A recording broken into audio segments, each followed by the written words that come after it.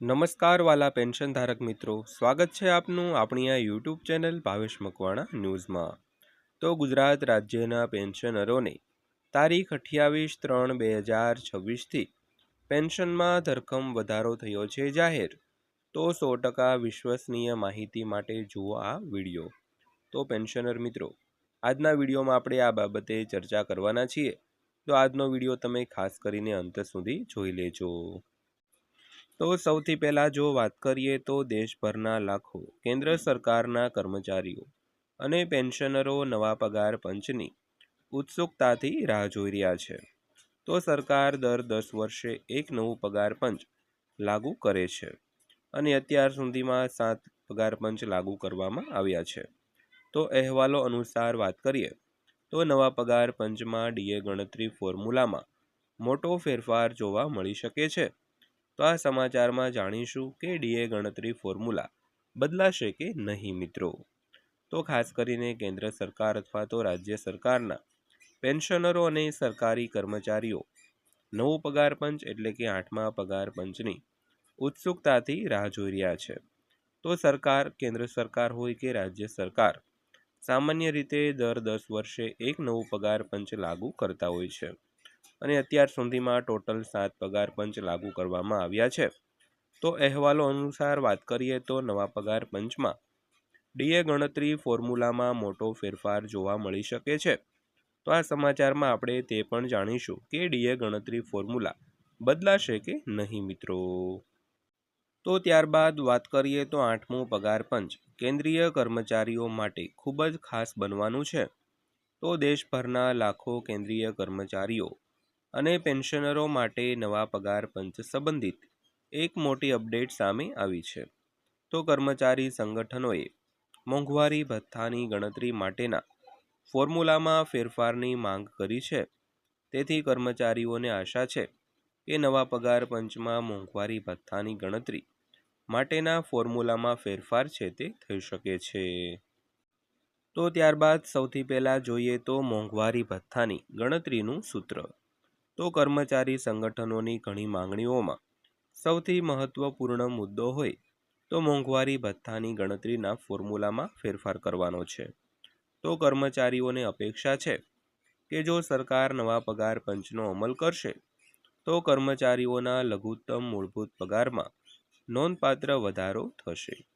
તો વધુમાં દેશભરમાં જીવન નિર્વાહના ખર્ચનું ચોક્કસ મૂલ્યાંકન કરવું મુશ્કેલ છે મિત્રો।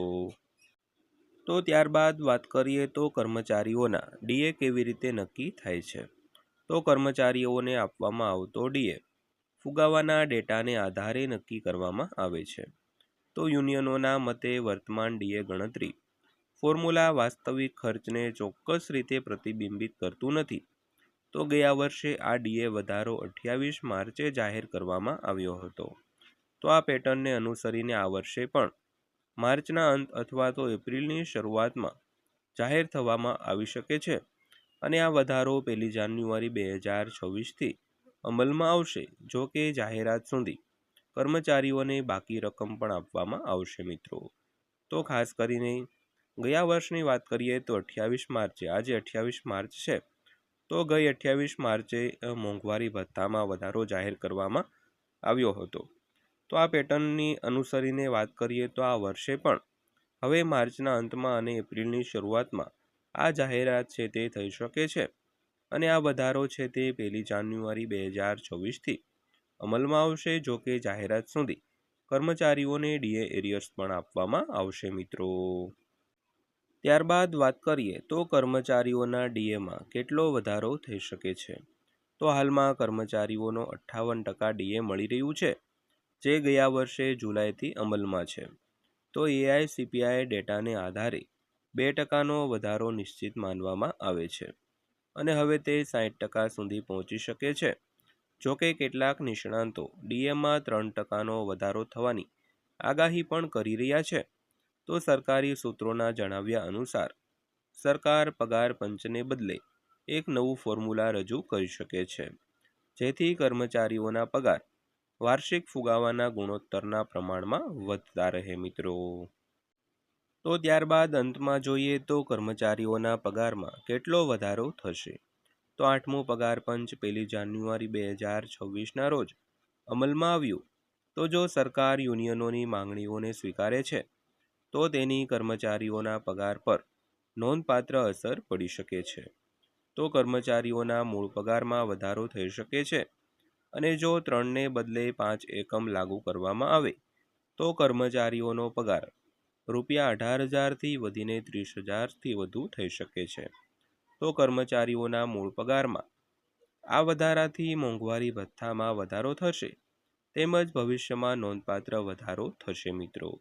તો મિત્રો આ હતી આજની માહિતી પસંદ આવી હોય, વિડીયો સારો લાગ્યો હોય તો વિડીયોને એક લાઇક કરજો અને આવી જ માહિતીઓ મેળવવા માટે આપણી આ ચેનલ સબસ્ક્રાઈબ કરી લેજો. તો ફરીવાર પાછા મળીશું એક નવા વિડીયો સાથે, નવી માહિતી સાથે. ત્યાં સુધી સૌને જય હિન્દ, વંદે માતરમ.